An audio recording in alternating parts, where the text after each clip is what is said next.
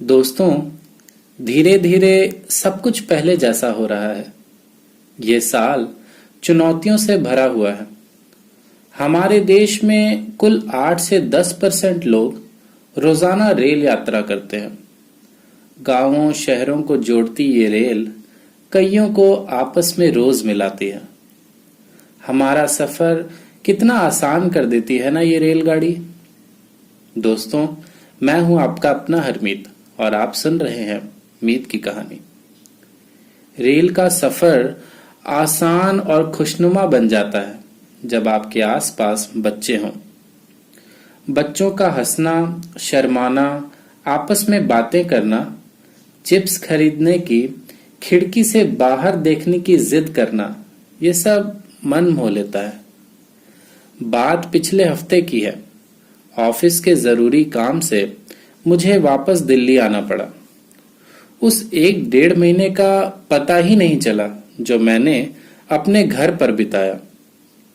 बना बनाया खाना मिल जाता था, ना सफाई की टेंशन, ना कपड़े धोने का आलस। उन 1.5 महीनों में मानो मैंने अपना बचपन दोबारा जिया हो।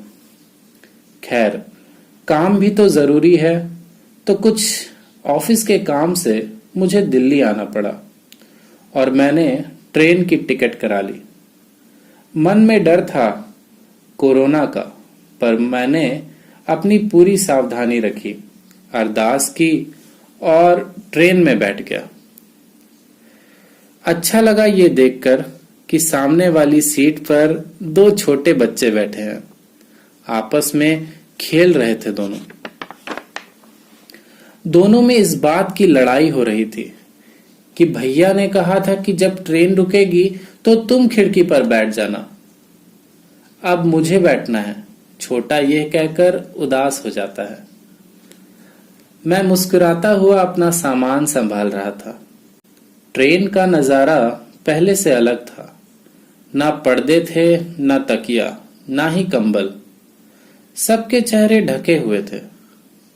अब तो आदत सी हो गई है इस मास्क की। मैंने मान लिया है कि ये मास्क भी हमारे शरीर का ही हिस्सा है। अब बीमारी से बचना है तो ऐसा ही सोचना पड़ेगा। उन बच्चों की माँ बार बार खुद अपने हाथों में सैनिटाइजर लगाती और अपने बच्चों को भी लगाती। उस माँ की ममता दिल को छू लेने वाली थी। 13 घंटे का सफर था। खाना और पानी मैंने अपने साथ ले रखा था। रात के 10 बज रहे थे। सभी के कानों में अपने अपने ईयरफोन्स लगे थे और अपने मोबाइल फोन पर वो वीडियोस देख रहे थे। किसी को अपने बगल वाले से कोई मतलब ही नहीं था। रेल का ये सफर पहले जैसा नहीं था। यहाँ ना कोई चिप्स कोल्ड ड्रिंक बेचने वाला था, ना कोई बच्चों के खिलौने बेचता दिखा और ना ही कोई चहल पहल थी। सभी बस ये सोच रहे थे कि जल्दी से जल्दी ये सफर खत्म हो जाए। रात के करीब 11 बजे मैं अपने फोन में कुछ देख रहा था। तभी बच्चे कहने लगे, मम्मी मम्मी भूख लग रही है।